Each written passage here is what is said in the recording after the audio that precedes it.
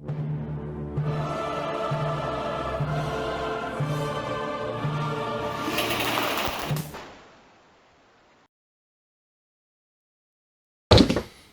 back to Nerf Game Theory. I am Captain Xavier, and today I'm going to talk about melee.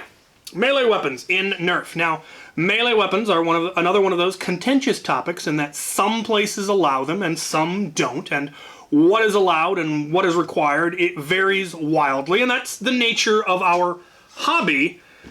There is no unifying standard for just about anything, and melee is definitely something that falls under that, because our hobby covers everything from two kids playing in the backyard all the way up to full immersion LARPs on private property, and huge variety of things in between and offshoots, and so having any kind of a uniform standard is pretty much impossible, and that definitely shows its ugly face with melee, because, like I said, some places allow them, some places don't. Some places are primarily melee, and some they're barely allowed at all, or they're a minor part of it.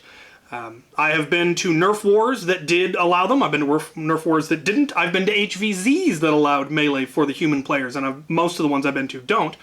Most of the LARPs I've been to have been more melee than blaster for various reasons. So there's a whole variety of things to look into, but as the person designing the game, you have to decide whether you are going to allow melee at your event or not. And there is no right or wrong answer. Now, I would recommend talking to your players. What does the majority of them want? If the majority want to have melee, then you might allow it. If it's pretty much 50-50, then maybe some kind of a compromise. Some rounds do, some rounds don't. Certain, restrictions on how they can be used or what they can be used against, whatever. You can come up with some kind of a compromise that everyone is willing to accept. And if the majority of the people don't want melee, then you might just not allow it at all. There's no reason that you have to. So, as with anything in this hobby, the first concern you need to have, the first thing you need to really deeply think about is safety. Once again, if you are not 100% convinced that this is safe or this person is safe or what have you, don't allow it on the field. You are far better off not allowing someone and having one person be annoyed at you than you are allowing something unsafe and having somebody get hurt.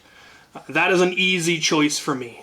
It's not something that I'm gonna, someone's going, well, you allowed that melee weapon, why don't you mine? Because I don't think yours is safe, and I'm not gonna let you use it because I don't want you to hurt somebody. And they go off in a huff. That does not hurt my feelings nearly as much as somebody getting a broken piece of PVC to the face.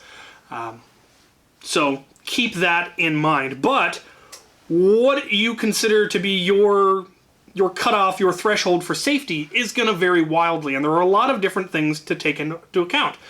If your event is going to be mostly blasters, then you can get away with simpler melee in a lot of ways, because there isn't going to be nearly as much melee versus melee, which is where the catastrophic failures are far more likely to happen. When somebody's swinging down and someone else is swinging back, that's where you get the kind of forces that will cause poorly constructed melee weapons to break, to fail and end up with sharp shards or what have you. When you've got two people who are really going at it, with melee, that's where something like a thrust to the face accidentally happens, is much more common in my experience. If you want to go with the absolute simplest, coreless pool noodle. Pretty much doesn't get any safer than that. This one has a little bit of duct tape to simulate a lightsaber, I believe was the plan. And yeah, it's a really simple, really cheap, very, very safe melee weapon. You'd have to get real creative to find a way to hurt somebody with this, aside from swinging as hard as you possibly can right to the face. And if they've got eye pro, that could be unpleasant. But you shouldn't have anybody doing that. The whole point in Nerf is the lightest tag. As long as they feel it, it's good enough. So that's really the absolute simplest. If you want to have something with a little bit more rigidity, a little bit more flexibility or options, you can go with something. This is basically pool noodle material that I've coated in tool dip, and it has a heavy PVC core. Now this would not be something that would be great, again, with a lot of melee versus melee, because the PVC is not a great core material. Now this one is short enough that it's not likely to have a catastrophic failure. Longer ones are much more likely, but it still isn't a very good core material. But for light combat, it will work. Again, there are far better options that we'll get into, but depending on the nature of the game, that might be enough. Now, a lot of groups will have you cover it in duct tape or a layer of strapping tape and then duct tape, so that if it does fail, you don't end up with cores poking through and stuff like that. You're going to have to figure out what standards you want to go with. Next up, you kind of have your cheap Walmart swords, which have a fairly flexible core, one that's not likely to shatter and create sharp parts like PVC is. It's more likely to just kink and have a permanent bend in your blade, at which point, you know, it was $5, you chuck it away, you get a new one. These ones light up, they're nifty. But that is an option. You also, of course, have your Nerf swords, ones that are made by Hasbro, which I think they specifically say on them, do not swing at anybody. Yes, do not poke or swing at people or animals. Kinda, yeah, who do they think they're fooling? But these again have that fairly flexible core that's not likely to shatter. Not great for a lot of things. You wouldn't want to, you know, stab with these. That would be very unpleasant. But, you know, light swinging, which is what you're going to be doing if it's mostly blasters, where you're not going to have a lot of sword versus sword. But these can hold up to a little bit of sword versus sword, as long as you're not swinging for the fence or going full force or whatever. If you're expecting to have a lot more actual serious melee versus melee, you might end up going to something with much more rigorous standards, looking at, say, Amtgard or Belagarth rules, where they've got fairly rigid requirements for the construction, where it's fiberglass cores, multiple layers of a specific kind of foam, with layers of glue and tape, and then a cloth covering and handle wraps and all of that. And there's designs that actually do allow safe thrusting and ones that aren't designed for that. If you're going to have a lot of melee on melee, this is a good... You really might consider it. Now, this is definitely going to increase the cost and technical requirements necessary to get into melee, which you may or may not want to do depending on the nature of your game. If it's meant to be a casual game, having things that require, you know, hundreds of dollars or a lot of tools or materials or time, maybe not having such strict requirements. You might stick to something a little bit simpler, a little bit cheaper, stupid simple. But that is an option, especially if, like I said, you're going to have a lot of melee on melee, because these were designed for full force, full speed melee versus melee, and not catastrophically fail. On the far upper end, if you're doing something like LARP, a lot of them actually do require really fancy LARP swords, and luckily a lot of those now exist. There are a fair number of companies that make really nice, high-end LARP weapons that look relatively realistic, or far more realistic than, you know, something like this, or this do. And some of them actually are quite safe. They do have fairly squishy blades. This isn't a great example of that. The blade is fairly rigid, but this, you're definitely not going to want to have your requirements be anything like this for a casual LARP or an HVZ or something like that, because the high-end LARP weapons are pretty much always over $100, and that's going to be out of a lot of people's budgets.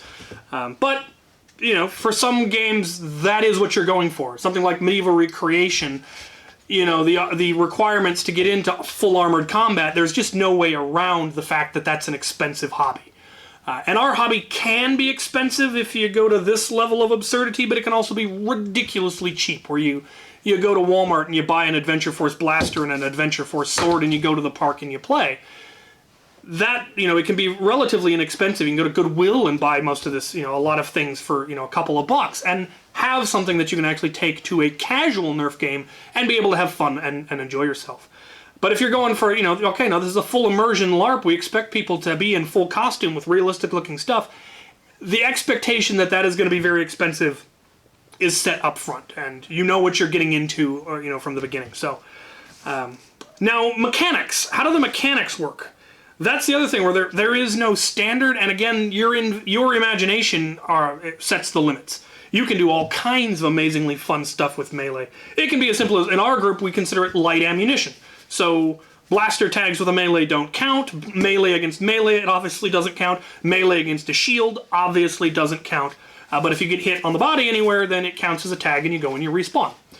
You can block you can block light ammo with a melee weapon. So if you make, you know, a lightsaber using one of the huge pool noodles, you can block with it. Or if you make a broad bladed weapon, you can block with it. Just because that's silly and fun and we like that. Usually you're not going to be able to block very many, but meh, who knows? But you could do it differently. You could, in fact, do, like, I think, like Amtgard and Belagarth, at least some of them, I think, do have heavier weapons. So like two-handed weapons, or red and blue, or I don't know all the rules. But they have ones that would essentially count as medium ammo. So a hit to your shield with this weapon, or a hit to a blaster with this weapon, or even a hit to a lighter melee weapon with this weapon counts as attack. And there's no reason you couldn't also have a heavy, you know, some huge foam mallet where you hit their shield and not only are they dead, but their shield is destroyed, and you could have that. You might not want to have people hitting people's blaster, like intentionally hitting people's blasters with melee weapons, which is why we made it so that melee against blasters don't count to discourage people from doing it, because we didn't want people, you know, snapping people's scar barrels off of their caliburns and stuff. But again, it's up to you. It's up to your players. If they're willing to have the risk of having a blaster get damaged because it can get hit by heavy melee, then you can allow something like that.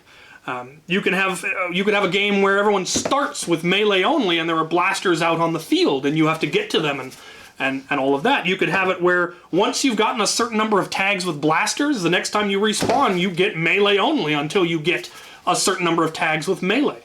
I have seen, I mentioned I've seen HVZs where they allowed melee, which in general I discourage, because me with a melee weapon is pretty much immortal at that point, because you're never going to get close enough if all I have to do is bop you with my sword, unless there's just a whole horde comes at you at once.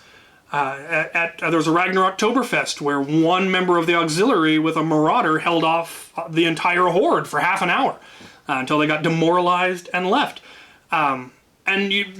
That is why I don't generally like melee in HVZs. However, there are easy ways to counter that. And Ragnarok Oktoberfest actually had the counter, it just hadn't been implemented yet, which was a zombie that was immune to melee. Problem solved. They can just walk right up and just tag you. But you know, if you had a blaster, you shoot them and they're tagged. I went to another HVZ where there was a zombie where they started out immune to blasters. You had to hit them with melee, and then when they went and respawned, they came back immune to melee. So they switched back and forth every time they got tagged out what they were immune to. And that provided balance. It also meant that you needed melee as well as blasters, and it just kept the game more interesting. Now, they only did that for one short round. It was a short round HVZ. But that's the sort of thing you can do. You can use melee in more interesting ways, and you can have juggernauts that have melee, or you can have, you know, fast-moving targets where just one person is, you know, super quick and they can only be hit with a certain ammo type, but they've got all they're allowed is melee. Melee with shields is a whole other topic. I'll actually go into that in the next video where I talk about shields. But there's a lot of interesting things that you can do when you do allow melee. Now, in addition to construction, all the construction options being a safety concern, use is the other major safety concern, because it is very possible to use even a relatively safe foam weapon and hurt somebody if you're swinging full force right at people's faces when they've got, you know, plastic eye pro on. You might decide that that particular person isn't safe, or you might try to discourage headshots. Say, you know, no headshots with melee, or, you know, at the very least try not to hit people in the face with melee. But if you have somebody who is always hitting too hard, or always getting, you know, just seeing red and going berserk and wailing on people, you might say that they're not allowed to have melee for the rest of this game. You can try again next time if you can convince us that you're going to be able to be safe about it. Never be afraid to say no in the name of safety. I would much rather err on the side of caution and say no when I should have said yes than say yes when I should have said no. So there, I believe, are all of my thoughts on melee. I really like having melee in our local wars, especially in the close arena, because it's actually possible to get close enough to people. In open fields, you tend to be targets for the snipers. You know, it comes down to how you want to play. So talk to your players, figure out what they like, what you are willing to, what risks you are willing to assume, because you're responsible if you allow melee and someone gets hurt. You know, that's kind of on you to a degree. So, yeah, let me know what you guys think about melee down in the comments. Does your group allow it? What are your standards for construction? Do you have any kind of training standards? Is there a minimum? You have to, okay, here's your melee. Okay, hit me a few times. That's too hard. Hit me again. That hard. Don't hit anyone harder than that. It can be something as simple as that. Definitely check your melee before the event. You know, just once over, take it to a marshal and go, is this safe? And have them go, yeah, that's fine. or good lord, no, this thing's a rock. What are you doing? Things like with the tips will wear out, and then you've got your core sticking through. You want to keep your eye out for things like that. But let me know what you guys do, because love to hear what kind of stuff you allow, and what problems you've run into, what compromises you've worked through, when some people like it and some people don't. How have you resolved that? Comments, give me all the comments, and let me know what kind of stuff you want to see in the future. I'm going to be covering shields, and I'll be covering probably throwables, and then I'll start going into scenarios, and those should be interesting. So let me know. Hope this was helpful. Thank you guys for watching.